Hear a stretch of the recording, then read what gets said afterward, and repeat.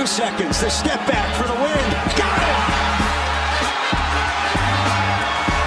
Julius Randle knocks it down, and the Knicks win it over Washington. All right, New York Knicks fans, this is Tim with Online Big Blue, bringing you the best in New York Knicks sports talk entertainment. It's another heartbreaking loss to the Cleveland Cavaliers, 95-93. Knicks are currently sitting at 23-25.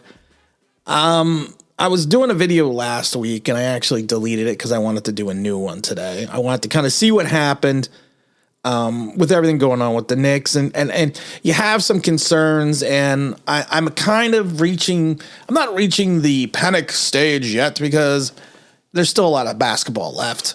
But the big question is, are the Knicks officially broken? Is this team, is this organization officially reached a point where we can say, yes, we have massive problems, and we've had massive problems for a while now, but they're being compounded with everything that's going on with Evan, everything that's going on with Julius Randle, some of the injuries, some of the erratic play. I mean, it's I don't know. I think we've reached the stratosphere where we can say, yes, the Knicks are officially broken. And it's not just on this loss. It's not just on the bad losses that we have had recently. It's just reached a point now in a fever pitch where we're just not as good as a team that we thought we were. We're not going to be a 4 seed. We may not be an 8 seed. We may not be a 9 seed. We might not be in the play-in. You take a look at the losses. The loss against the Hornets, the Timberwolves, the Pelicans. Then we had the win against the Clippers and the loss against the Cavaliers. So we've lost 4 out of the last 5. And it's the erratic behavior at time with Julius Randle that's even becoming more concerning.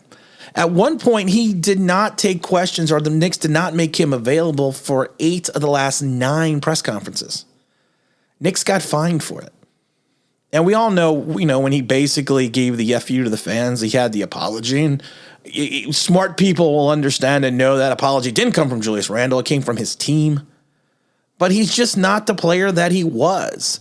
And his attitude is getting worse, and it seems every game and every week. I mean, it's just reached a point where you're kind of wondering what Julius Randle's going to do, what Julius Randle's going to say. And he had another erratic night against Cleveland, shooting 6 for 17, 18 points, 7 rebounds, 4 assists, 4 turnovers, negative 22. I mean, yikes. And it's not like he's having one bad night after another, which he is. And I was being facetious there. I was being sarcastic. But his ability not to even to talk to the press and really just kind of combat what's going on with the team. You took the money. You're the leader of this young team. The younger guys are going to follow you. I can say this. I was always a Carmelo Anthony. I can't even say Carmelo this morning. A Carmelo Anthony fan. I got number 7 jerseys. I got it all. I didn't like the trade when we got him from Denver when we were teaming him up with Amari Stoudemire because I felt the way the Knicks were going then it was a different young direction and we could have been good for years to come after that. So I'm not gonna get into that. But one thing I will say about Melo, good or bad, right or wrong, win or loss, he was at the pinnacle with one season with the Knicks, and he had a whole bunch of bad seasons, not statistically himself, but team-wise. He always stood in front of the press. He always took the slings and arrows of outrageous misfortune and spoke to the press. He spoke from his heart. And Julius doesn't do that. Julius, your play is down. You're only averaging 18.9 and 9.9 rebounds with 5 assists. You're not the player who averaged 24 and 10 last year. You're not that guy right now. And I don't think you're ever going to be that guy back in New York. So I've said it before. I would move on from Julius. I don't know what we can get from him. I'm still on high on trading to him, opening up the spot for Obi Toppin. I would love to see a Ben Simmons type deal, but I don't think that's going to happen with Philadelphia. But I think it's time to move on from Julius. I said it a couple of weeks ago, and it seems to be happening more and more. I would have run the offense through R.J. Barrett. And we've seen that. We've seen kind of a little bit of a renaissance with RJ over the last couple of weeks. I mean, if you go back to January 4th, He had the 32. Whoops, I was watching a TV show. He had the 32 against Indiana. He only had 13 in Boston, but then he goes 19 points, 31, 32, 26, 18, 17, 17, 28, 24. So the offense has been running through him more and more, and he's going to be your young star. He's going to be your guy. He's the guy that says things right. And I love it because Coach Tibbs, which I thought was kind of uncalled for, kind of called out RJ last night. And in my mind, he seemed to kind of blame him for that loss and that 3-point shot because he basically said he probably could have driven to the basket. And Tibbs came out and said, I didn't think we got what we wanted. And that was on RJ's miss. He said, we want to attack in the open floor. He had been going downhill pretty good.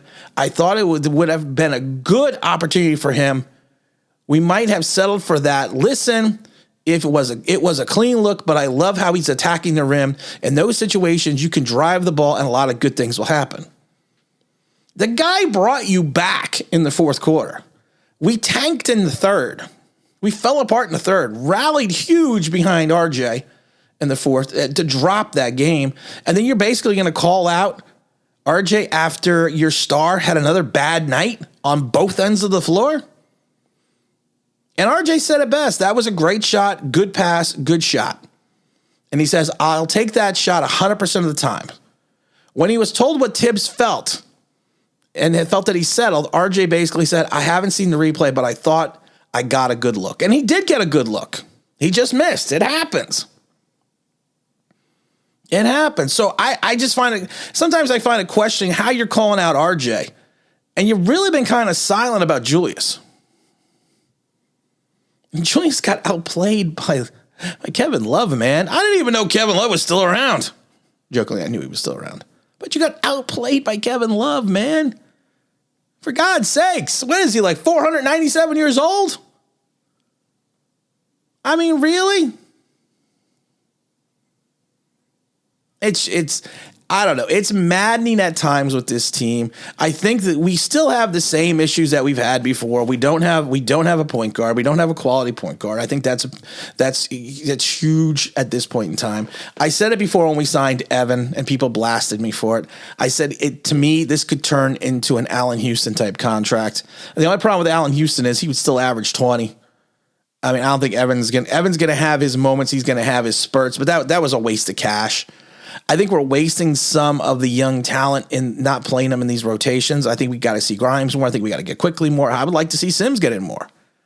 I know Reddish did not play after the night before that he played, or a couple nights before. I would like to see Obi Toppin getting more of the game. I don't want Obi Toppin to head down the Kevin Knox route. A couple of games back, Obi Toppin just seems to be, I don't know if they don't have any offensive sets for him, but he just seems to be sitting in the corner. And stands in the corner like he did something wrong. Like he's being punished. He just stands there on the offensive set. No movement, no motion. And to me, Obi's got to be moving. He's got to be constantly moving. We got to run a motion style offense and continue to do that. And I worry because Kevin Knox had the same issue. Kevin Knox, if you ever watched him, and I've went to plenty of games in the Garden sitting in the front row, you see Kevin Knox used to just stand on the top of the key. Just stand there and wait for the ball. So, I mean, I don't understand how we're not getting them into the fluidity of the offense. Obi, I think, could be a good pro. He showed it again last night in only 15 minutes. He had 13 points. He had a steal, 6 rebounds, 2 offensive rebounds, shot 3 for 4 from 3-point range. It was just another one of those games. It was just another one of those games, another one of those clankers. I mean, I would just watch Julius Randle put up a clanker, and that the Cavs took coast to coast. One thing I do want to point out about RJ is he's got to hit his 3 throws. He only hit 50%, and like I said, we were only 11 for 21 of our 3 throws. So I mean that's still an issue. Luckily, the Cavs for us were only 12 for 20. So, I mean, plus we got out rebounded yesterday, 51-45. So, I mean, I think we're officially broken. I think Tibbs has got to figure out a better rotation than what he's using.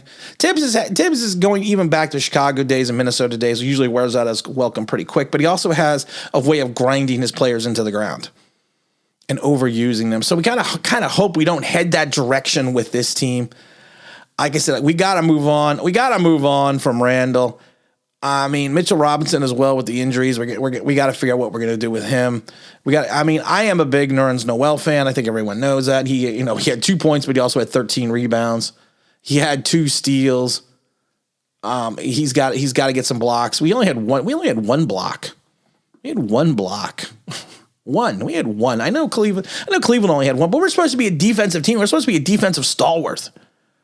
I mean, we did have 11 steals to their 7, but damn. Can I get a block? Can I get something?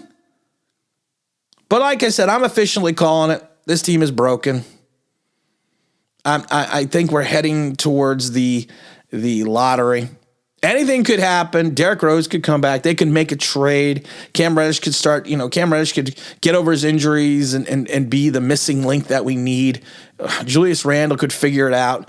But as I call the Giants a team of ifs, the Knicks are turning into that. If Randall starts playing better, if RJ Barrett continues to maturate, if Evan can find his stroke, if Kemba Walker can stay healthy enough, if Mitchell Robinson can stay on the field, if we can figure out a way to use Obi Toppin, if we can get the ball into Quickly's hands, if we can have Grimes help us out. There's just too many ifs. There's too many ifs, and I don't like the direction Tibbs is going, protecting Randall, and kind of backhandedly going after RJ. But you know what? We got a lot of basketball left. We're only 48 games into the season. We could change this. We could turn this around. And again, this is Tim with Online Big Blue, bringing you the best in New York Knicks sports talk and entertainment. And as always, if you could like and subscribe, you ring that bell, you know what it means. That'd be awesome.